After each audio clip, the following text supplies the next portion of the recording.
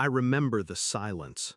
Not the kind that comforts, but the kind that hollows you out from the inside. 3 coffins. 3 lives I loved more than my own. My husband, my 2 children. And the phone call that should have broken my parents' hearts. Instead, my father's voice came back flat. Today is your brother's birthday. We can't come. That sentence carved itself into me. Not the car accident, not the smell of burning rubber, not the endless hours of identifying their bodies. No. What destroyed me was my parents choosing cake and candles over dirt and death. That was the moment I stopped being a daughter. I grew up believing family was everything. I was the quiet one, the obedient one. My brother, the golden child. Every achievement of his was paraded, while mine was background noise. I married young, built a home, raised 2 children. They barely visited. But I didn't care. My little family was enough. Then fate took them from me. And in my grief, I made the mistake of reaching out. I believed, just for a second, that blood meant something. But my father's calm dismissal burned that illusion away. That was the betrayal. Not fate, not death, them. For weeks, I replayed that phone call, their laughter, their music, their celebration, all while I lowered my husband and children into the ground. I didn't cry when the house grew silent. I didn't cry when I packed away toys that would never be touched again. I didn't cry when I opened the wardrobe and pressed my face to his shirts. Grief didn't kill me. Their betrayal did. And so I decided I would kill what they valued most. Not with a gun, not with blood, with silence, with absence, with a single headline that would make them choke. The planning began small. I closed the curtains and disappeared from their world. I didn't answer calls, didn't attend gatherings. I became a ghost in plain sight. But behind closed doors, I was working. My husband had left me everything: insurance, savings, investments, enough to disappear, to build a new life where their names meant nothing. I sold the house quietly, liquidated assets slowly, each transaction clean, invisible. I crafted new documents, a new identity waiting like a second skin. And then I wrote the letter.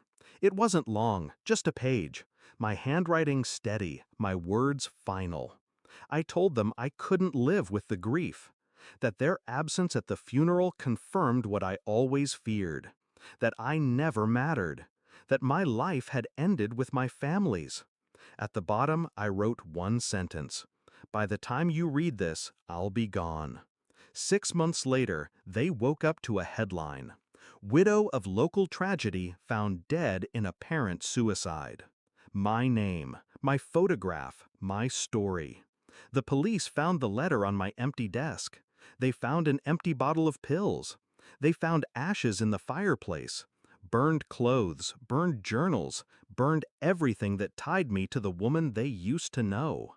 But they didn't find a body, because there wasn't one. I was already gone. I imagined my father reading it at the breakfast table, the words sticking like shards in his throat. I imagined my mother's scream, sharp enough to shatter glass. I imagined my brother, the golden boy, realizing that the birthday they celebrated while I buried my family had cost them their daughter, their sister, their blood. Regret is a slow poison. I wanted them to drink it daily, and I knew they would, because guilt doesn't fade. Meanwhile, I was reborn. I left the country under a new name, cash-heavy, untraceable. I rented a small place by the sea, not a paradise, but a sanctuary. No one here knows who I am. They see a quiet woman with tired eyes who takes long walks and doesn't look back.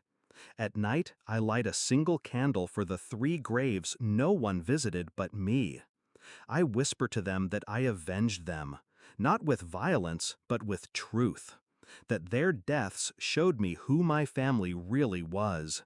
and that my disappearance punished them more than my presence ever could. I wonder sometimes if they visit my grave, if they stand there staring at a stone carved with my name, begging forgiveness from a daughter who isn't beneath the dirt. I wonder if they tell themselves they would have done it differently, that they would have come if they'd known. But that's the beauty of it. They had their chance. They chose cake. They chose candles. They chose him. Now every celebration is tainted. Every birthday of my brothers is also the anniversary of the day they abandoned me. Every laugh is hollow. Every candle's glow casts shadows of guilt. I am not dead, but to them, I am gone, a ghost they created.